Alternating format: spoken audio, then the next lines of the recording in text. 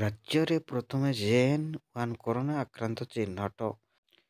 ରାଜ୍ୟରେ କରୋନା ଓମିକ୍ରନ୍ର ଉପର ପ୍ରଜାତି ଜେନ୍-1ର ପ୍ରଥମ ଆକ୍ରାନ୍ତ ଚିହ୍ନଟ ହୋଇଛନ୍ତି। ସମ୍ପୃକ୍ତ ବ୍ୟକ୍ତି ଜଣକ କେରଳରୁ ଫେରୁଥିବା ବେଳେ ଏକ ଜାତୀୟସ୍ତରୀୟ ଶିକ୍ଷାନୁଷ୍ଠାନରେ କାର୍ଯ୍ୟ କରୁଛନ୍ତି। ତାଙ୍କ ସ୍ୱାସ୍ଥ୍ୟ ଅବସ୍ଥା ସଙ୍କଟାପନ୍ନ।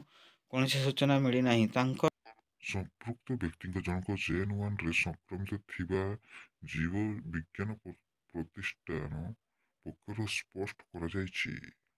ରାଜ୍ୟରେ ଗତ 24 ଘଣ୍ଟା ମଧ୍ୟରେ ଆଉ 5 କରୋନା ସଂକ୍ରମିତ ଚିହ୍ନଟ ହୋଇଛନ୍ତି। ଏହାକୁ ମିଶାଇ ରାଜ୍ୟରେ ଚିକିତ୍ସାଧୀନ ରୋଗୀଙ୍କ ସଂଖ୍ୟା 27କୁ ବୃଦ୍ଧି ପାଇଛି। ଏହା ସହ ରାଜ୍ୟରେ କରୋନା ସଂକ୍ରମଣ ପ୍ରଥମ ମୃତ୍ୟୁ ହୋଇଥିବା ଅଭିଯୋଗ ହୋଇଛି। ଆକ୍ରାନ୍ତ ଜଣକ ରାଜଧାନୀ ଏକ ଘରୋଇ ହସ୍ପିଟାଲରେ ଚିକିତ୍ସା ହେଉଥିବା ବେଳେ ତେବେ ତାଙ୍କ ମୃତ୍ୟୁ ସମ୍ପର୍କରେ ରାଜ୍ୟ ସ୍ୱାସ୍ଥ୍ୟ ବିଭାଗ ପକ୍ଷରୁ କୌଣସି ଘୋଷଣା କରିନାହିଁ। ରାଜ୍ୟ ସ୍ୱାସ୍ଥ୍ୟ ନିର୍ଦ୍ଦେଶକ ଡକ୍ଟର ବିଜୟ ମହାପାତ୍ର କହିଛନ୍ତି, ଆକ୍ରାନ୍ତ ଜଣକ ଯେଉଁଥିରେ ପ୍ରାଣ ହରାଇଛନ୍ତି ତାହାର ଅନୁଧ୍ୟାନ କରାଯିବ।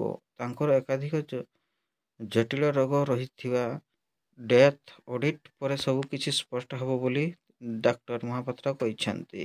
ଚ୍ୟାନେଲ ପାଇଁ ଯଦି ନୂଆ ଆସିଛନ୍ତି ତାହେଲେ ଚ୍ୟାନେଲକୁ ଗୋଟିଏ ଲାଇକ୍, ସେୟାର, କମେଣ୍ଟ ଏବଂ ସବସ୍କ୍ରାଇବ୍ କରିଦିଅନ୍ତୁ, ଯାହାଦ୍ୱାରା ଆମ ଚ୍ୟାନେଲ ମାଧ୍ୟମରେ ଲାଟେଷ୍ଟ ନ୍ୟୁଜ୍ ପାଇପାରିବେ। ଦେଶରେ କରୋନାର ଜେନ୍-1 ପ୍ରଜାତିରେ ଚିହ୍ନଟ ହେବା ପରେ ସଂକ୍ରମଣ ବଢ଼ିବାରେ ଲାଗିଛି। ଶେଷରେ ଦକ୍ଷିଣ ଭାରତର ରାଜ୍ୟଗୁଡ଼ିକରେ ଅଧିକ ସଂଖ୍ୟାରେ କରୋନା ମାମଲାର ନଜରକୁ ଆସୁଛି। କରୋନା ସଂକ୍ରମଣକୁ ନଜର ରଖି ରାଜ୍ୟ ସରକାର ପକ୍ଷରୁ ଜିଲ୍ଲାପାଳଙ୍କୁ ସତର୍କ ରହିବାକୁ ନିର୍ଦ୍ଦେଶ ଦିଆଯାଇଛି। ଟେଷ୍ଟିଂ ବଢ଼ାଇବା ସହିତ ଆବଶ୍ୟକ ଶଯ୍ୟା ଓ ଔଷଧ ମହଜୁଦ ରଖିବା ଲାଗି କୁହାଯାଉଛି। ଭିଡ଼ିଓଟାକୁ ଏଇଠି ଏଣ୍ଡ କରିବା। ରହିଲି। ଜୟ ଜଗନ୍ନାଥ। ବାଇ ବାଇ। ପୁଣି ଦେଖାହେବ ଆସନ୍ତାକାଲି। ଶୁଭ ସକାଳ। ଅପଡେଟ୍ ନ୍ୟୁଜ୍ ନେଇକିନା ଆସିବି।